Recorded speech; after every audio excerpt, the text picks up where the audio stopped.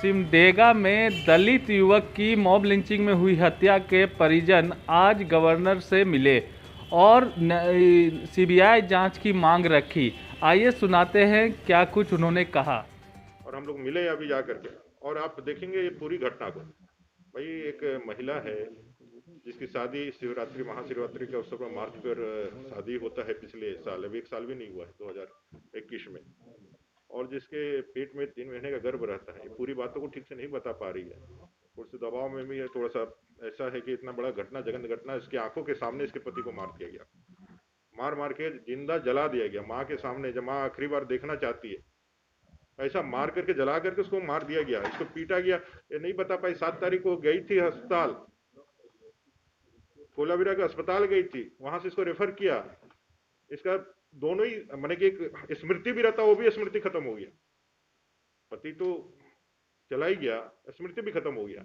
और आप ही लोगों के चैनल में आपने देखा है कि किस तरह से जो मुख्य अभियुक्त जिसको पुलिस ने बनाया है, उस मुख्य अभियुक्त ने स्वीकार किया है कि भाई स्थानीय विधायक से उसकी बात हुई, लगातार बात हुई।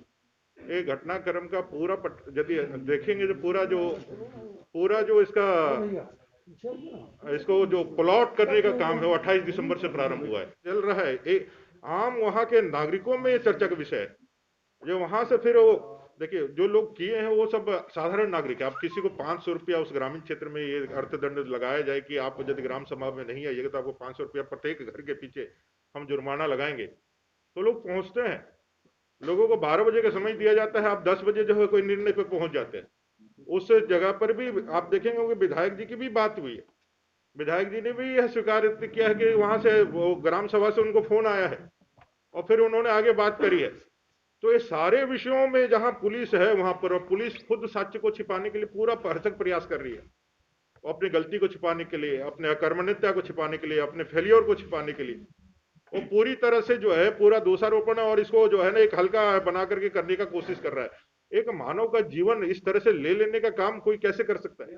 अभी जो राजभवन में जो आप गए, राज्यपाल से जो बातचीत हुई, उसमें क्या कोंगाड़ी के खिलाफ आप लोगों ने शिकायत की राज्यपाल से? देखिए, अभी जो सपना जी ने जो दिया है अपना आवेदन, वो 27 तारीख को जो उन्होंने आवेदन दिया है थाने के अंदर, माफ कीजिए 7 तारीख बोल रहे हैं, 7 तारीख को जो आवेदन दिया है थाने के अंदर, एक तो जब वो उनका होशो हवास नहीं था, 4 तारीख की घटना होती है, इनका होशो हवास नहीं था। 3 सादा कागज में साइन करा करके एफआईआर लॉन्च जो सरकार माने जो थाने ने किया है, जो गलत एफआईआर लॉन्च किया है, और जिसका प्रमाण यही साफ हो जाता है कि भाई पुलिस ने जो इसमें एफआईआर में दर्शाया है कि पुलिस वहां उपस्थित नहीं थी, घटना के बाद आई है। और आज इंस्पेक्टर ने एक्सेप्ट किया कि वहां पे वो घटना के समय पुलिस वहां मौजूद थी, इंस्पेक्टर, और सारे लोग बता रहे हैं। इसका वीडियो फुटेज भी आज नहीं तो कल आपको मिल जाएगा। आप 7 तारीख को इन्होंने जब अपना होश संभाला तो इन्होंने पूरा अपना जो है लिख करके जो इनके साथ हुआ है और इसके लिए जो प्रे उन्होंने करना था वो इन्होंने लिख करके दिया थाने के अंदर, जिसमें सारी घटनाओं का, सारे विषयों का, और जो जनप्रतिनिधि है उनके विषय में इनकी क्या शंकाएं हैं, वो सारे विषयों को लगा करके उन्होंने दिया है। और जिसकी ताकीद और जिसका जो मैं कह सकता हूँ एक टीवी चैनल के इंटरव्यू में ये सारी चीजों को आज को जो है वो दर्शाया जा रहा है, उसको बताया जा रहा है, उसको दिखाया जा रहा है कि भाई इस तरह की घटना है। और जो ये बता रही है वो सारे सच्चों का प्रमाण भी उनके मुख के स्वीकारोक्ति से मिलता है। वो सारी घटनाओं को एक कड़ी के रूप में जोड़ता है। और पुलिस की मौजूदगी में जब इस तरह की घटनाएं होती है, जब सादे कागज में साइन करा करके आप ले जाते हैं, जब मेडिकल में जाता है तो मेडिकल वहां से वहां रेफर करके उनको भेज दिया जाता है, मिसकैरेज हो जाता है। और आज जिस तरह से दबाव बनाया जाता है और सरकार का कोई भी बयान, कोई भी प्रयास नहीं होता, ना उसका दरोगा सस्पेंड होता है, ना एसपी का लाइन हाजिर होता है, तो समझ में आता है कि भाई ये सरकार कुछ नहीं करने वाली, ये प्रशासन कुछ नहीं करने वाला है। और महामहिम राज्यपाल से इन्होंने यही प्रे किया है कि इसकी सच्चाई की जांच होनी चाहिए। और इन्होंने एक बात कही, पूछे भी थे कि क्या काम है और सादा पेपर में क्यों सिग्नेचर करवा रहे हैं, बोले तो उन्होंने काम है ऐसे ही जवाब दिया था। आपके तरफ से कोई एफआईआर वगैरह किया गया है थाने में जाकर के वहां पे? हाँ किए हैं हम 7 तारीख को जाके एफआईआर दिए हैं हम थाना में। कोई नेम्ड एफआईआर है, किसने दिया है थाने में?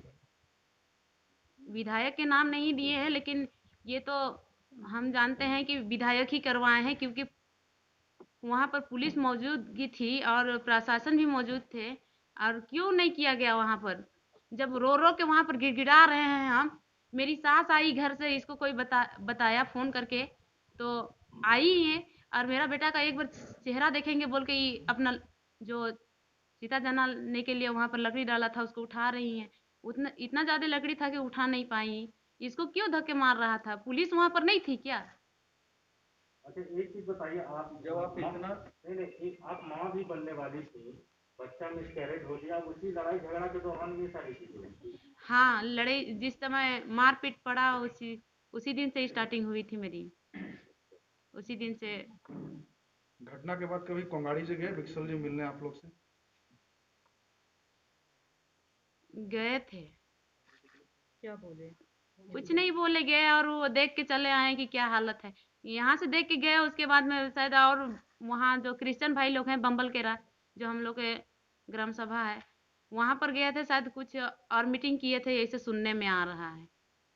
आप इतना दावे के साथ बोल रही हैं कि विधायक का संलिप्तता है, तो उस आवेदन में आप नाम क्यों नहीं दी? क्या वजह रहा? ये